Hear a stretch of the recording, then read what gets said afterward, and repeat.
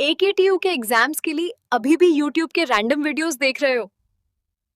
मुझे भी वही प्रॉब्लम थी। फिर मैंने डाउनलोड किया यूनिक सीरीज ऐप जो AKTU के सिलेबस के हिसाब से बना है। अब हर सब्जेक्ट एकदम इजी लगता है। यहाँ मिलते हैं जो वीडियो लेक्चर्स, नोट्स और प्रीवियस ईयर पेपर्स, सब AKTU सिलेबस के अकॉर्डिंग। बेस्ट पार्ट, पहली परचेज पे 20% ऑफ भी है। बस कोड यूज करो, सेव 20। डाउनलोड करो अभी unique series app, smart students की choice. So hello hello hello everyone, I hope आप सभी लोग अच्छे होंगे एंड सब लोगों को ये हमारा बहुत प्यारे से जो सिलेबस चल रहा है, बहुत प्यारे से जो कोर्स चल रहा है, काफ़ी अच्छा लग रहा होगा। सारी चीज़ें आप लोगों को समझ में आ रही होंगी, बट अगर कोई चीज़ समझ नहीं आए तो आप मुझसे आराम से पूछ सकते हो। तो ये जो हमारे प्यारे से कोर्स चल रहा है, which is nothing, it's database management system, जिसको हम अपना इन शॉर्ट DBMS भी बोलते हैं। And it's our unit 2 part 11। Yes, ये ऑलमोस्ट हमारा आज का लास्ट लेक्चर होगा यूनिट 2 का। ऑफकोर्स हर दिन का लास्ट लेक्चर ही होता है, बट ये आज हमारे यहाँ पे यूनिट 2 कंप्लीट हो रही है। बट उससे पहले, जैसे प्रीवियस वीडियो में मैंने कुछ अपडेट दी थी कि हमारे कुछ 5-6 टॉपिक्स है, we are not going to cover it, क्योंकि ऑलरेडी हमने कर चुके हैं। अब इसके बाद आपके तीन टॉपिक्स और हैं, विच इज कर्सर्स। अगर आपने सिलेबस देखा होगा तो triggers and procedures in SQL, right. तो ये जो टॉपिक्स हैं ये हम अपने यूनिट 3 में कवर करेंगे, क्योंकि वहाँ पे पार्ट रोल प्ले हो रहा है। अगर मैं आपको यहाँ पे समझाना चाहूँगी तो वो चीज़ समझ नहीं आएगी, क्योंकि इससे भी पहले कुछ चीज़ें आपको पता होनी चाहिए, वरना चीज़ें आपको कॉम्प्लेक्स लगेंगी, राइट। तो ये चीज़ें हम वहाँ पे कवर अप करेंगे। ऑलरेडी मैं आपको बता रही हूँ, ये मत बोलना दीदी ने बताया नहीं, ये ऑलरेडी हम वहाँ पे कवर अप करने वाले हैं। ग्रेट। एंड एक और चीज़ जो मैंने बोली थी कि हम क्वेश्चन आंसर करेंगे, क्योंकि ऑलरेडी हमारी यूनिट 2 के काफ़ी पार्ट्स बन चुके हैं, तो आई हैव डिसाइडेड कि हम ट्राई करेंगे यूनिट 3 में वो चीज़ कवर अप कर लें। ओके, तो यूनिट 3 में हम 2 लेक्चर्स ले आएंगे, बट येस डोंट वरी, आपको इस जो पूरे सिलेबस में होने वाला है, आपको प्रॉपर हर एक कंटेंट मिलेगा, एक एक टॉपिक्स आपको अच्छे से एक्सप्लेन किया जाएगा, from very beginner to advance level आपको वो चीज़ें क्लियर होंगी। And yes, we are going to solve a lot of question so that आपकी एक अच्छी सी हैंड टू हैंड प्रैक्टिस बन जाए। तो डोंट वरी अबाउट इट। तो before moving ahead, before discussing today's topic, firstly let me introduce myself. This side Rashi Dagar, यहाँ पे मैं आपको डेटाबेस मैनेजमेंट सिस्टम पढ़ाने वाली हूँ। Okay, great. तो आज के जो टॉपिक्स होने वाले हैं, आज के टॉपिक्स होंगे हमारे इंडेक्सेस, क्वेरीज, सब क्वेरीज एंड एग्रीगेट फंक्शंस। जिसमें क्वेरीज तो हमें पता ही है, तो मैं इसको आपको, जैसे कल मैंने आपको याद होगा, जैसे प्रीवियस वीडियोस देखी होंगी, टेबल्स का कॉन्सेप्ट समझाया था, वैसे आपको क्वेरीज आज मैं समझाऊंगी। तो ये आज हमारे यूनिट 2 का लास्ट पार्ट होगा, उसके बाद हम अपनी यूनिट 3 पे पढ़ेंगे। बट यस, ये काफ़ी बड़ी यूनिट्स हैं, आई होप आप समझ रहे होंगे, बिकॉज टॉपिक्स ही ज़्यादा है। एंड ऑलरेडी जैसे मैंने बता दी, cursors, triggers, procedures, we will discuss these topics in unit 3। And yes, जो हमारे इसका रह गया पूरे Q&A, तो डोंट वरी, हम यूनिट 3 में 2 अपने ले आएंगे। क्लियर? तो चलिए, without any further delay, let's start our today's topic, which is indexes क्या होती हैं, क्या क्वेरीज हैं, क्या सब क्वेरीज हैं, एंड द एग्रीगेट फंक्शंस। चलिए, तो सबसे पहले बात करते हैं कि इंडेक्स क्या होता है। नॉर्मल हम लैंग्वेज में एक बार डिस्कस करते हैं कि इंडेक्स क्या होता है। अब एक बात बताओ, आपने देखा होगा कि हमारी जब बुक्स होती थी, ठीक है, तो उसमें इंडेक्स लिखा होता था कि कौन सा चैप्टर किस पर्टिकुलर पेज पे है, या फिर हम भी जब अपने इंडेक्स बनाते तो क्या लिखते थे कि ये वाला जो चैप्टर है, कि ये वाला जो ऐसे है, ये हमारा पर्टिकुलरली इस पेज पे है। तो उससे क्या हेल्प मिलती थी? अगर मैं बुक की बात करूँ तो उससे ये फर्क पड़ता था कि अगर मुझे जैसे चैप्टर 10 पढ़ना है, जो कि मेरा 150 पेजेस पर है, तो मैं तुरंत ये नहीं करती थी उसको ढूंढ रही हूँ, मैं तुरंत 150 पेज पे जाती थी and I got my chapter. Am I right? तो ये किसका बेनिफिशियल है? सेम हम अपने यहाँ पे बात करेंगे। अब आप बोलोगे दीदी हमारे पास यहाँ पे बुक नहीं है physically, but at least we have a virtually book जहाँ पे हम ये चीज डिस्कस करेंगे, राइट। अब इंडेक्स क्या है? Index in DBMS is like the index in a book. मैंने बताया ना, जैसे आपका इंडेक्स होता है बुक में, सेम उधर ही वैसा ही कॉन्सेप्ट है DBMS के इंडेक्स का। It help us you to find the data faster without scanning the entire table. यहाँ पे क्या होता है, आपको अगर कोई पर्टिकुलर डेटा चाहिए तो आपको ये नहीं करनी पड़ती कि पूरे डेटा को, पूरे टेबल को आप स्कैन करोगे, नहीं, आप तुरंत निकाल सकते हो। It is a data structure, usually B-tree or a hash, that improves the speed of data retrieval in a database table. इतना मान लो, जो इंडेक्स है DBMS में सेम है जैसे आपका इंडेक्स होता है बुक में। क्लियर? अब ये क्या करता है, ये हेल्प करता है कि आपको अगर कोई पर्टिकुलर डेटा फाइंड आउट करना है तो ये नहीं कि आप पूरे का पूरा टेबल स्कैन करो, नहीं, आप पर्टिकुलरली चीज़ पे जाओगे और आपको वो चीज़ मिल जाएगी। और जो यूजुअली यहाँ पे डेटा स्ट्रक्चर होता है वो बी ट्री होगा या फिर हैश वाला होगा। ये अगर प्रोग्रामिंग के बच्चे होंगे तो उन्हें काफ़ी अच्छे समझ में आ रहा होगा, बट यहाँ पे मैं इसमें डेप्थ में नहीं जाऊँगी कि बी ट्री क्या होता है, हैश क्या होता है, because it's also a very vast topic. तो अभी के लिए इतना समझ लो डेटा स्ट्रक्चर की तरह होता है, जो इम्प्रूव क्या कर देता है कि आपकी डेटा रिट्रीवल की इम्प्रूव कर देता है आपकी स्पीड। आपका डेटा जो है तुरंत आपको मिल जाता है टेबल में से। क्यों? क्योंकि अब आपको इंडेक्स पता चल गया ना कि मेरा ये वाला डेटा कहाँ पड़ा है, मुझे ढूंढने की जरूरत नहीं है, मुझे पता है कि मेरा ये वाला डेटा क्या है, तो मैं जाऊंगी और तुरंत अपना डेटा रिट्रीव करूंगी। जैसे मुझे पता है कि मेरे एम्प्लॉयज की टेबल डेटाबेस टेबल में कहाँ पड़ी, तो मैं तुरंत उस चीज में जाऊंगी ना जिससे एम्प्लॉयज की टेबल फैच आउट कर पाऊँ। तो ये होता है हमारा इंडेक्स। अभी काम कैसे करते हैं? When you create an index on a column, DBMS creates a separate lookup structure. Instead of searching the whole table, it jumps directly to the rows where the data exist. Think of it like a using Google instead of reading every page of a book. अभी काम कैसे करते हैं? जब आप index create करते हो column के लिए, टेबल हमारी ऐसी होती है, ये होते हैं हमारे कॉलम्स, मतलब these are our basically columns. तो आप जब क्रिएट करते हो कॉलम के लिए इंडेक्स, तो डीबीएमएस क्या करता है, आपकी एक सेपरेट लुकअप स्ट्रक्चर बना देता है। Instead of searching the whole table, इस पूरी टेबल को सर्च नहीं करता, वो सिर्फ वहीं पे देखते हैं कि वो पर्टिकुलरली कौन सी रो है जिसमें वो डेटा आपके एग्जिस्ट कर रहा है। एक मिनट, थोड़ा सा है, यस या। तो बेसिकली क्या करता है ये, आपका ये नहीं करता कि पूरा का पूरा आपका डेटाबेस का स्ट्रक्चर चेक कर रहा है। उसे पता है कि अगर आपने एक बार आपने इंडेक्स क्रिएट कर दी कॉलम के लिए, तो वो डायरेक्टली क्या जाएगा, वो उन रोज पे जाएगा जहां वो पर्टिकुलरली डेटा एग्जिस्ट कर रहा होगा। जैसे मान सकते हो, अब क्या होता है कि हम बुक भी अगर अब क्या होता है कि हम बुक एक एक पेजेस नहीं पढ़ते, हम डायरेक्ट गूगल पे जाते हैं या एआई पे जाते हो, टाइप कर देते हैं, राइट। तो वैसे ही है कि मैं एक एक चीज नहीं पढ़ रही हूँ अंदर की टेबल की, मैं क्या कर रही हूँ, पर्टिकुलरली रो पे जंप कर रही हूँ। अगर मैंने इंडेक्स बनाया किसके लिए, कॉलम के लिए। आई होप क्लियर हो गया होगा कैसे काम करते हैं। अब सिंटेक्स क्या होता है इंडेक्स को क्रिएट करने का, क्रिएट किया इंडेक्स, यहाँ पे इंडेक्स का नेम, किस टेबल में करना हो, कौन सी कॉलम, जब भी तो आप क्या कर पाओगे, पर्टिकुलरली डेटा फैच कर पाओगे, particularly data fetch for the row, जब भी तो आप पर्टिकुलरली डेटा फैच कर पाओगे रो के लिए, राइट। अब एक एग्जांपल देखो, ये तो सिंटेक्स हो गया, बट एग्जांपल के साथ देखते हैं। जैसे हमने क्रिएट किया इंडेक्स, नेम दे दिया इंडेक्स स्टूडेंट नेम। अब इसके बाद हम एक मिनट, तो क्रिएट इंडेक्स स्टूडेंट नेम, ये हमारा उसका नेम हो गया। अब कौन सी टेबल में, स्टूडेंट वाली टेबल पे कौन सा कॉलम है, नेम है। अब यहाँ से हमने एक इंडेक्स क्रिएट कर लिया। अब क्या करेगा, जो वो डेटा फाइंड आउट किस में करेगा, स्टूडेंट वाली टेबल पे जाएगा और नेम वाले कॉलम पे ऐसी रोज फाइंड आउट करेगा जिसमें ये वाली चीज होगी, ठीक है। अब अगर हमें इंडेक्स को डिलीट करना है तो क्या, ड्रॉप इंडेक्स और इंडेक्स का नेम।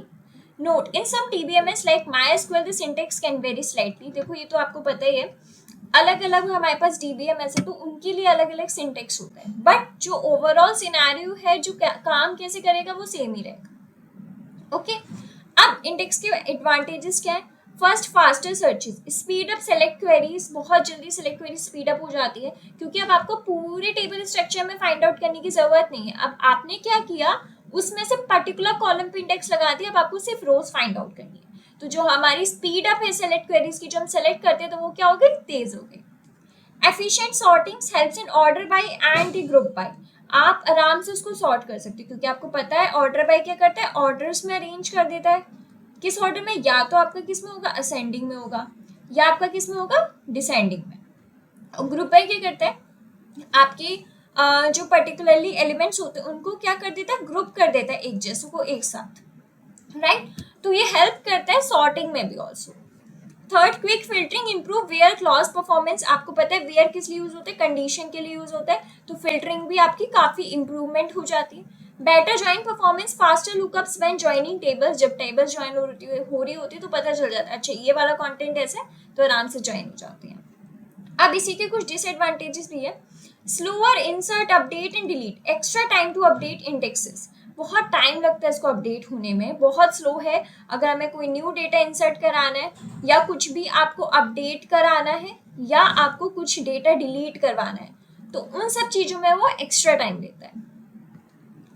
मोर storage indexes take up additional disk space, ये एक्स्ट्रा स्पेस लेते हैं।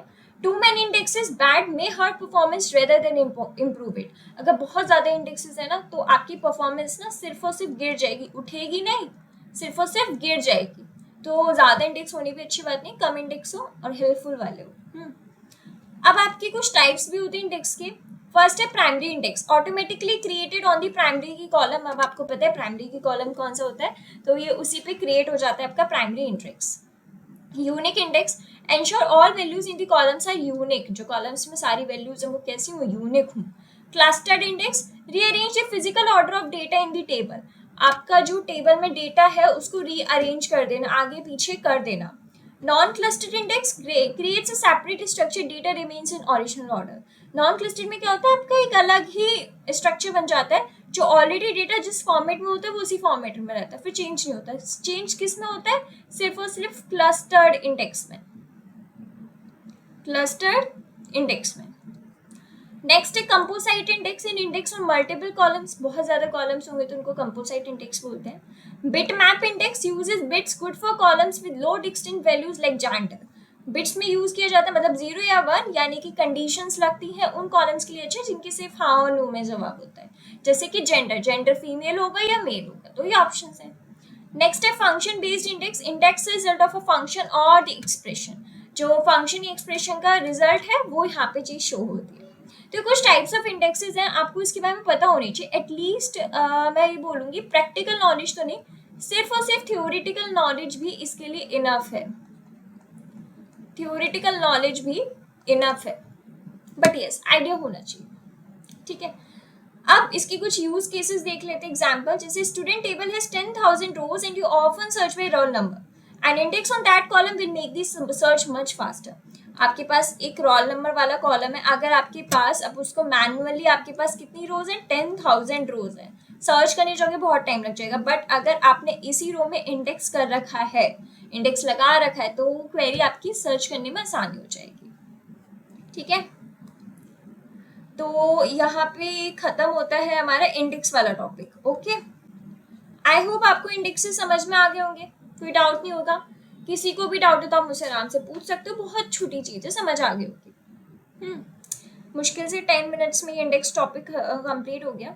अब हम बात करते हैं अपनी क्वेरीज के बारे में। ऑलरेडी हमें पता है क्वेरीज क्या होती है, बट हम एक बार और डिस्कस कर लेते हैं। क्वेरीज आपकी बहुत तरीके की होती हैं। इसमें हम एक आपकी क्वेरी लिखते हैं इंसर्ट वाली, जो हमने अक्सर देखी है। एक होती है हमारी अपडेट वाली क्वेरी, एक होती है हमारी डिलीट वाली क्वेरी, ये तो कॉमन है। ऑल्टर वाली क्वेरी भी देखी है आपने। ये क्वेरीज आपकी कॉमन है। इंसर्ट में क्या कर रहे हो आप, इंसर्ट में क्या करते हो, न्यू कॉलम इंसर्ट करते हो, तो आप क्या लिखते हो, न्यू कॉलम जब इंसर्ट करते हो तो आप लिखते हो ना insert into these column names, फिर इनटू वैल्यूज, वैल्यूज देते हो। याद है ये मैंने सारी की सारी जब हमने कमांड्स करी थी ना, पढ़ी थी, उसमें मैंने आपको सिखाई थी, याद करो वही है।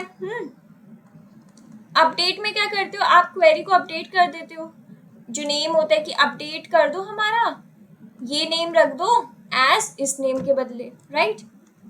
डिलीट में क्या करते हो, आप बोलते हो कि भैया ये ड्रॉप कर दो, ये वाली हमारी टेबल जो भी है। ऑल्टर में क्या करते हो, आप नेम चेंज करवाते हो, आप बोल देते हो ऑल्टर कर दो, ये न्यू नेम है एज पुराना नेम। और ये जो मैं आपको सारी की सारी चीजें बता रही हूँ, ये ऑलरेडी हम पढ़ चुके हैं कमांड्स वाले टॉपिक में। तो मेक श्योर कि जब हमने कमांड्स वाला जो वीडियो थी करी थी, जब आपने वो लेक्चर अटेंड किया, और अगर नहीं किया तो उस टाइम पे जाके अभी जाके आप वो वाला लेक्चर पढ़ सकते हो। ये हमारा लेक्चर नंबर 11 है, तो मोस्ट प्रोबेबली लेक्चर 9 या 8 में हमने एसक्यूएल कमांड्स पढ़ी होंगी, एंड उधर मैंने काफ़ी अच्छी से वो वाली चीज़ क्लियर करी है। तो मैं यही बोलूँगी कि आप वहाँ जाके देख लो। क्वेरीज में इतना ही है, और नॉर्मल जो हम लिख रहे हैं वो क्या है, क्वेरीज ही है। नेक्स्ट टॉपिक आता है सब क्वेरीज। क्वेरीज के भी अंदर क्वेरीज होती हैं, अब वो देख लेते हैं कि सब क्वेरीज क्या होती हैं, राइट। तो a subquery in SQL is simply a query that lives inside another query. तो मैंने बताया था ना क्या होती है आपकी सब क्वेरी, कि आपकी एक क्वेरी उसके अंदर एक क्वेरी होना, मतलब एक क्वेरी आपने यहाँ पे लिखी, अब इसके अंदर आपने एक और क्वेरी लिख दी, this is what, this is sub query. Clear? Think of it as a query within a query that helps in performing advanced filtering, aggregation or the data processing by feeding its result to the main query. ये किसमें help करती है, ज्यादा से ज्यादा चीजें और अच्छे से फिल्टर आउट हो पाए, डेटा अच्छे से प्रोसेस हो पाए, एंड जो आपका मेन फाइनल रिजल्ट निकल के आए वो आपका मेन क्वेरी में आए. You will find often subqueries being used in clauses like where, having, from, and they work with different SQL commands such as select, insert, update, and delete.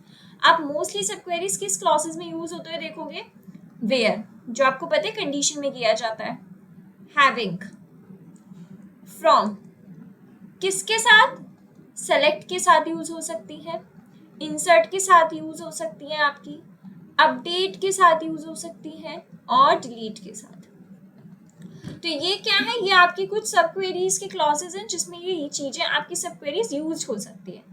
सब queries become useful when you need to filter data based on results from another query. ये कब helpful रहती है, जब आपको data filter out करना हो जो कि दूसरी क्वेरी पे बेस्ड रहता है. एग्रीगेट इन्फॉर्मेशन जो अभी हम आगे पढ़ेंगे, which we also called aggregate functions. Aggregate functions तो ये आपकी सब क्वेरीज उसमें भी हेल्पफुल रहती है, देखेंगे. Update record dynamically with values from another table. आपकी दूसरी टेबल में वैल्यूज जो हैं उनको डायरेक्टली आप अपडेट कर सको records. Delete rows at match condition evaluated in another query. दूसरी क्वेरी ने जो बताई है कंडीशन उस पर मैच नहीं करे तो उन रोज को डिलीट कर देना. बेसिकली अगर मैं बात करूँ सब क्वेरीज क्या है, आपकी एक क्वेरी है उसके अंदर आपकी एक क्वेरी है, फिर वो उसमें किसमें आपकी हेल्पफुल रहती है, आपको जब अच्छे से फिल्टरिंग करनी होती है डेटा की, अच्छे से डेटा प्रोसेस करना है, उन सब चीज़ों में आपकी काफ़ी हेल्पफुल रहती है.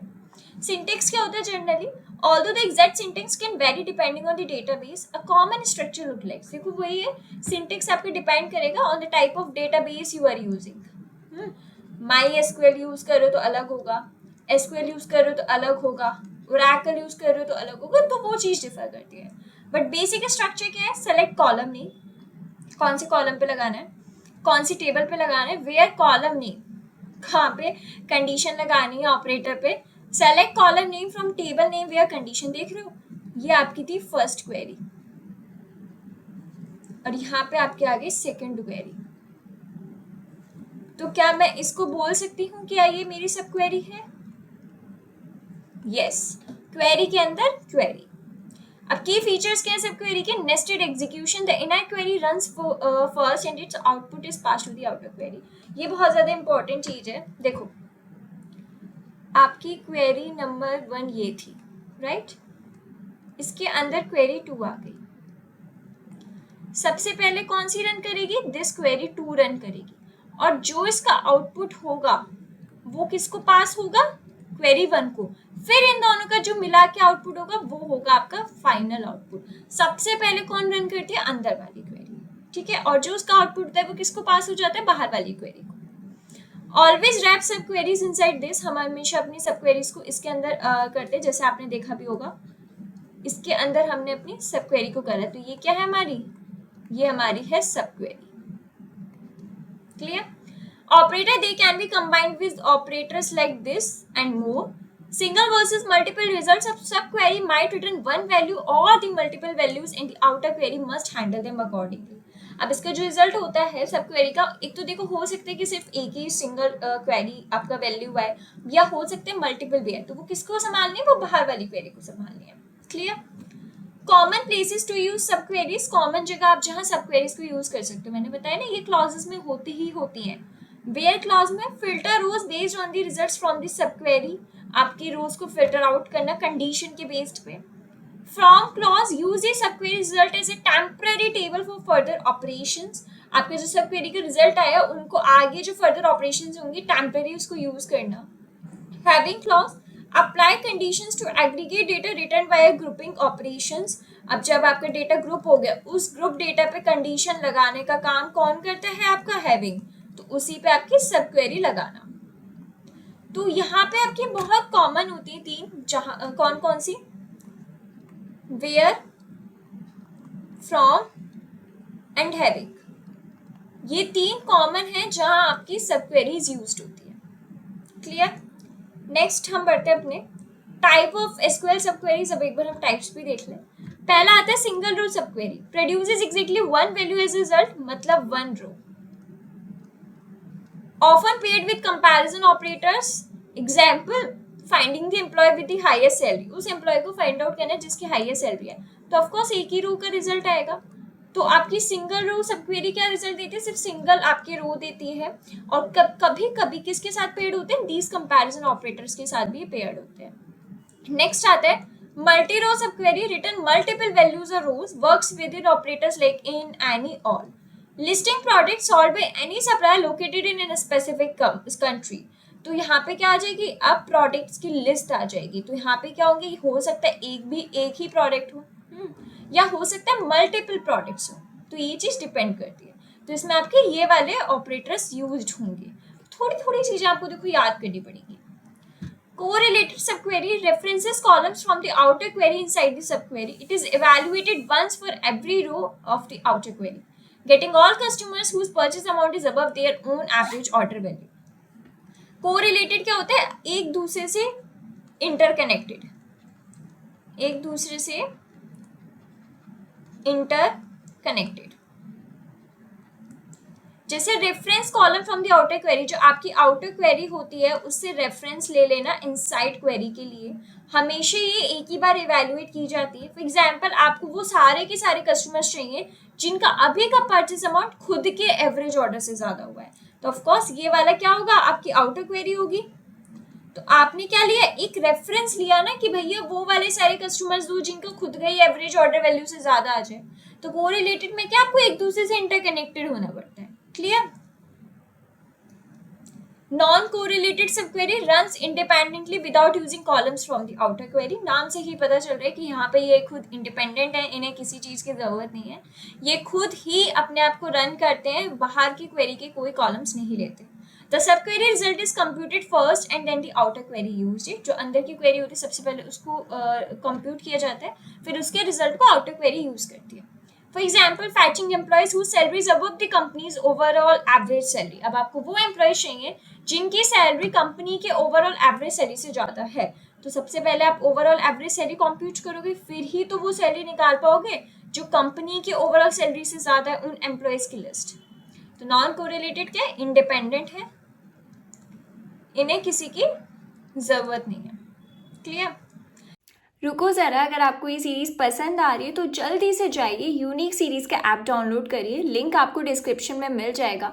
वहाँ पे आपको हर एक टॉपिक वाइज की डिटेल वीडियोस मिलनी है, प्लस पीडीएफ नोट्स भी मिलने हैं। तो वेट किस चीज़ का कर रहे हो, जल्दी से जाओ वहाँ पे जाके अपने डाउनलोड करो app. And yes, one more thing, इस वीडियो को लाइक भी करना, अगर अच्छी लग रही है हिट करो, सब्सक्राइब करो चैनल को, एंड मेक श्योर आप ऐप डाउनलोड कर लो। नेक्स्ट आता है व्हाई यूज सब क्वेरीज। हम सब क्वेरीज का यूज ही क्यों करें, जरूरत क्या है?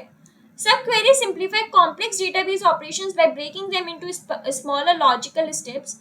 सब क्वेरीज क्या करते हैं, जो आपके कॉम्प्लेक्स ऑपरेशंस होते हैं उनको वो ब्रेक कर देंगी स्मॉलर वन में। किसमें ब्रेक कर देंगी? स्मॉलर वन में ब्रेक कर देंगी। ठीक है, जिससे क्या होगी, आपकी जो कॉम्प्लेक्स चीजें थी वो छोटे छोटे पार्ट्स में डिवाइड होगी, तो it will be easy for you to identify. First, they allow you to do pull data based on dynamic conditions. अपने conditions के according आप data find out कर सकते हो।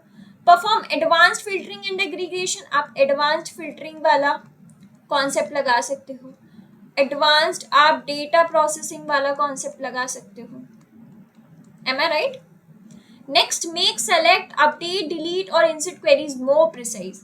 Select वाली जो query होती है जिसके साथ काम करते हैं, कौन कौन से? From, having and where. Select के साथ काम करते हैं, अपडेट,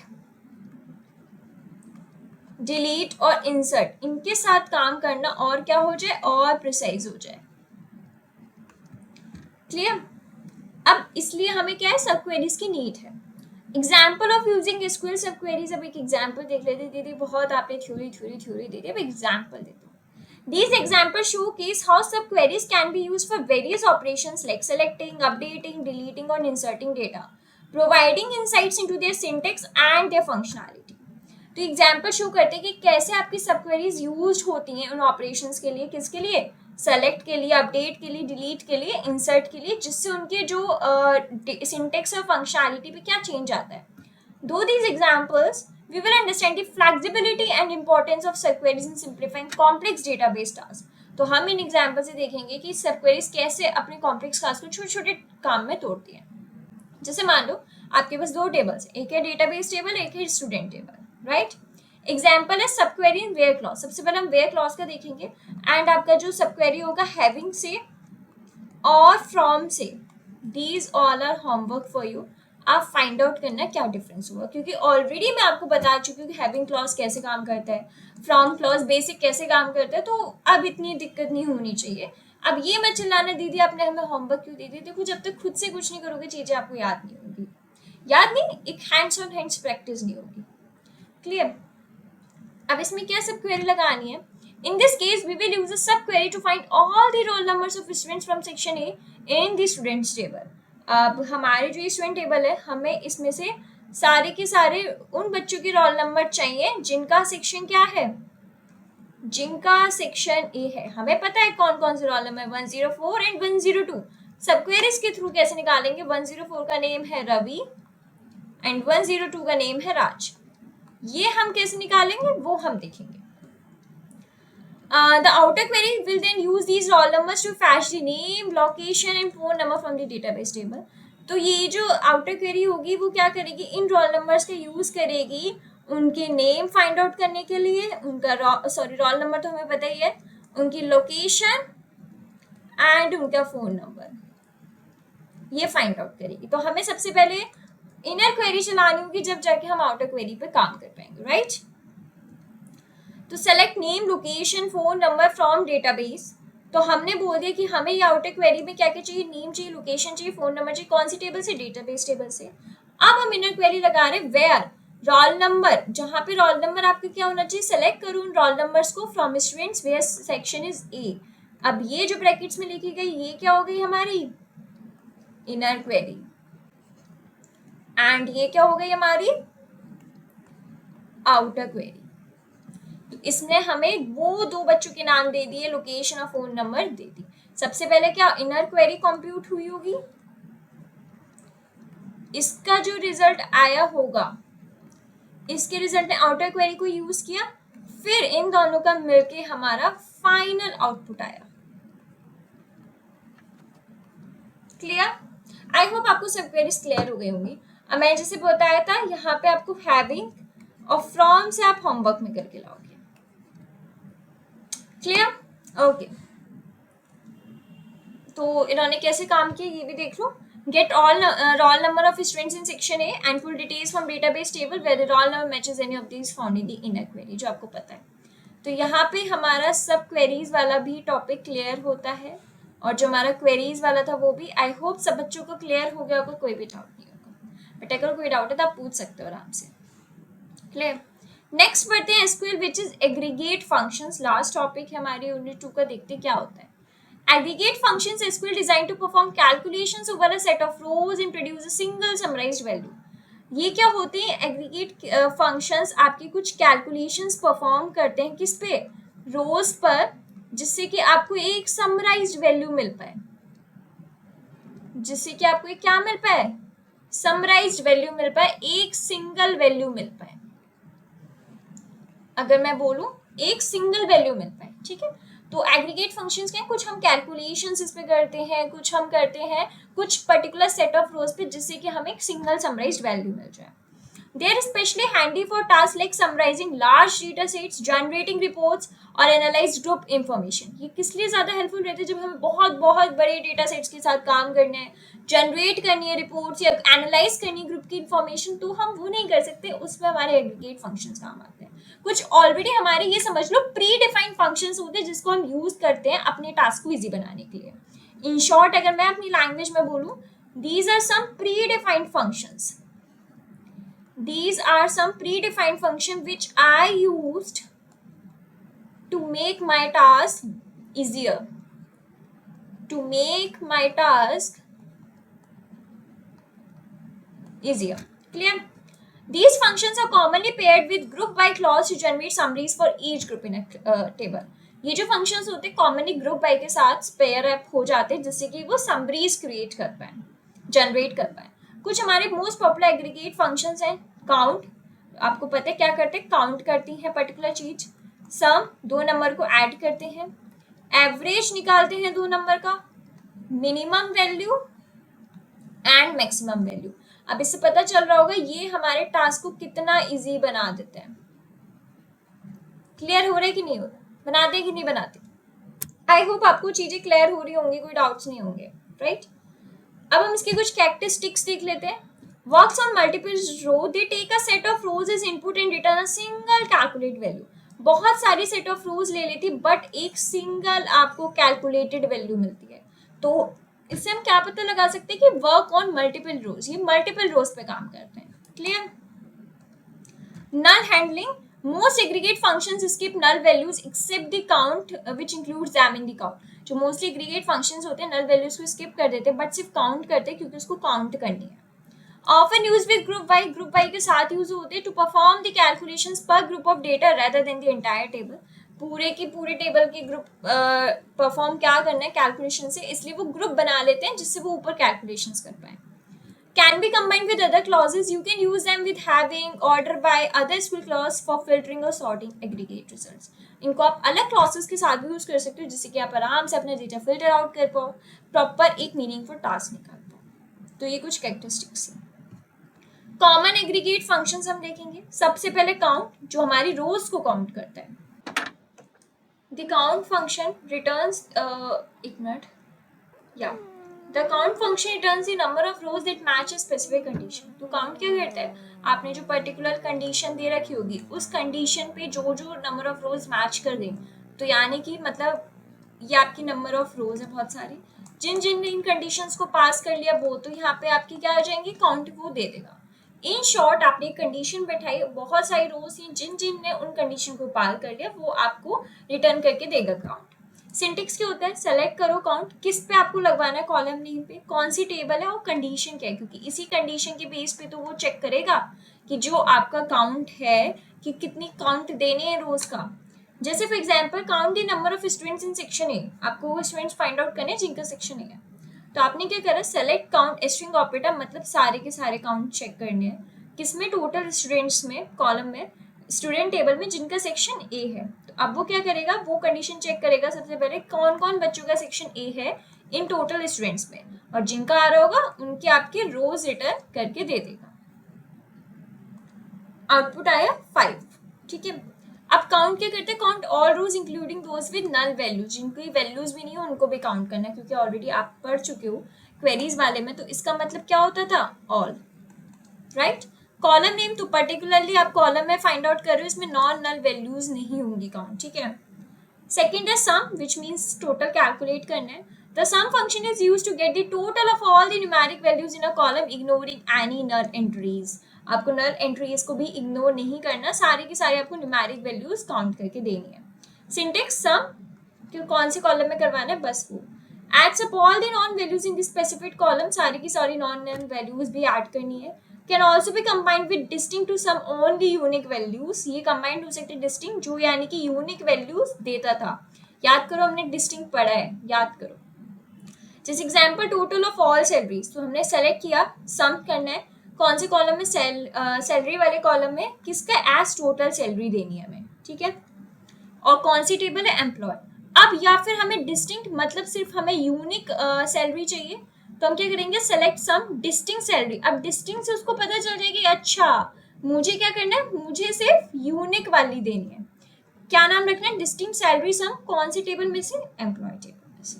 देखो बहुत छोटे छोटे टॉपिक्स हैं, इतने बड़े टॉपिक्स नहीं है, तो क्लियर हो रहे होंगे. राइट, नेक्स्ट है एवरेज, कैलकुलेट करना है average. The average function returns the average of all the non null numeric values in a column. It works by dividing the sum of the values by the number of rows considered. ये तो पता ही है ना, a plus b divided by 2, मतलब जो भी कितने भी जितने टोटल होंगे उससे डिवाइडेड, वही वाली चीज है. तो सिंटेक्स के एवरेज कौन से कॉलम पे लगाना है, वही सेम सारी सैलरीज पे लगाना है, तो आपने सैलरी पे लगाया, अगर डिस्टिंक्ट पे लगाना है डिस्टिंक्ट, जिससे पता चल जाए यूनिक है वो चीज, सेम है। नेक्स्ट है मिन एंड मैक्स फाइंड एक्सट्रीम। मिन क्या कहते हैं, सबसे छोटी वैल्यू रिटर्न करके देगा, मैक्स आपकी सबसे बड़ी वाली वैल्यू। सेम आपके सिंटेक्स है, किसमें मिन फाइंड आउट करना है, किसमें कॉलम, किसमें आपको मैक्सिमम। सेम अगर हाईएस्ट सैलरी चाहिए तो मैक्सिमम और लोएस्ट सैलरी चाहिए तो आपने मिन लगाया। तो आई होप आपको ये यहाँ पे एग्रीगेट फंक्शंस भी क्लियर हो गए होंगे। बहुत छोटे से टॉपिक्स हैं, ज्यादा बड़े टॉपिक्स नहीं है, राइट। एग्रीगेट फंक्शंस क्लियर हो गया होगा। तो yes, this is all for today. I hope आपको आज का लेक्चर अच्छा लगा हो, सारे के सारे टॉपिक्स क्लियर हो गए हों, क्योंकि ज़्यादा लेंथी लेक्चर नहीं था, बट यस, और मोस्टली टॉपिक्स आपके पढ़े हुए थे एंड वो टॉपिक्स आपको आते भी हैं, तो इतनी वो नहीं है, ठीक है। तो आज जो हमने पढ़ा, हम एक बार उसके बारे में डिस्कस कर लेते हैं। आज हमने पढ़ा सबसे पहले इंडेक्सेस क्या होते हैं, राइट। फिर हमने देखा कि हमारी क्वेरीज कौन कौन सी होती हैं। Then we will discuss about subqueries, कि हमारी सब क्वेरीज कौन कौन सी हैं, है ना। फिर उसके बाद हमने देखा कि हमारे एग्रीगेट फंक्शंस कौन से होते हैं। आई होप आपको आज के टॉपिक्स के सारे लेक्चर्स अच्छे से समझ में आएंगे, कोई डाउट नहीं होगा, ठीक है। तो यहाँ पे हमारा फाइनली यूनिट 2 खत्म होता है। यस, हमारा फाइनली यूनिट 2 खत्म होता है। मिलते हैं हम अपने नेक्स्ट लेक्चर में, जिसमें हम अपना स्टार्ट करेंगे यूनिट 3। आई होप आप सभी लोग एक्साइटेड होंगे एंड यस, जो मैंने स्टार्टिंग में बोली थी वो चीज़ हम यहाँ पे कवर अप करेंगे। तो yes, this is all for today. मिलते हैं नेक्स्ट लेक्चर में। Till then keep learning and keep exploring.